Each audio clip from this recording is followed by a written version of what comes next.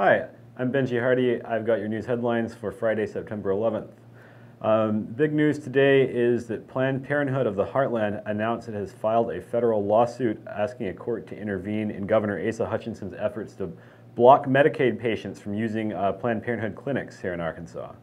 It's important to note from the beginning, as always, that Medicaid and other federal funds are not used to pay for abortions except under certain extreme circumstances, in cases of rape, incest, or to save the life of a mother.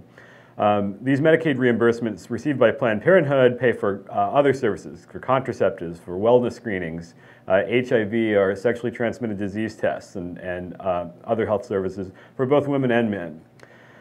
Planned Parenthood of the Heartland, which is a group that covers Kansas, Nebraska, Iowa, and a part of Oklahoma, in addition to Arkansas, also delivered a petition with over 900 signatures to the governor today, but it will probably take the federal suit to force him to act.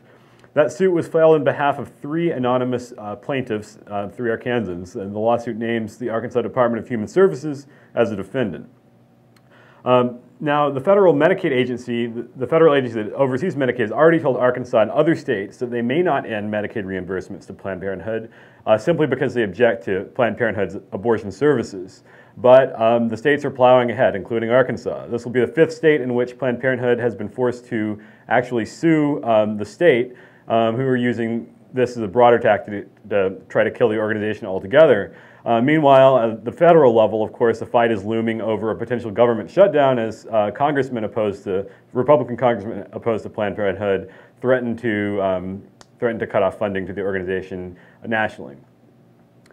Moving on, the Arkansas State Crime Lab has been awarded a $97,000 grant from the Manhattan District Attorney's Office to process around 1,500 sexual assault evidence kits, commonly called rape kits. Now, these are pieces of physical evidence that are taken by medical examiners in the wake of a suspected sexual assault. But many times that evidence is never actually processed by a police or crime laboratory simply due to lack of funding and perhaps lack of prioritizing those exams.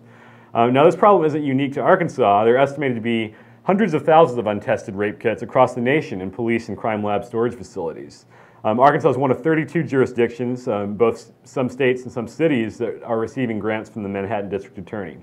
You might ask, why is Manhattan giving a grant to Arkansas to begin with? Well, partly because it's in that jurisdiction is in sort of a unique position. This money comes from a fund funded by hundreds of millions of dollars in asset forfeiture from settlements with international banks in New York that violated the terms of U.S. international sanctions. The DA in Manhattan has set aside $38 million from that fund specifically for the project of clearing the rape kit backlog nationwide. It's also paired with an additional $41 million commitment from the federal government, for the U.S. Department of Justice, to clear the backlog entirely. On the blog, Max writes about the University of Arkansas's recruitment of out-of-state students. Last year, 52% of new freshmen at the U of A in Fayetteville were from out of state, including a great deal of students from Texas that accounted for about a quarter of the entering freshman class.